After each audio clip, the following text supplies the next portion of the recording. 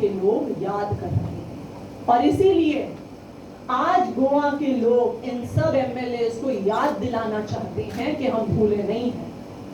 और उसी एनिवर्सरी को याद दिलाने के लिए आज गोवा के लोग इन सब एमएलएस को सेकेंड एनिवर्सरी सेलिब्रेशन का केक भेजने वाले हैं कि हमें याद है।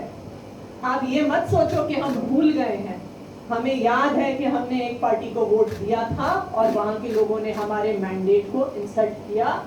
उन्हें इस धोखे की याद दिलाने के लिए आज केक देने जा रहे हैं। हमने 1 जुलाई को लेट्स क्लीन गोवा पॉलिटिक्स का कैंपेन लॉन्च किया। ये आम आदमी पार्टी का कैंपेन नहीं है, ये गोवा के लोगों का कैंपेन है।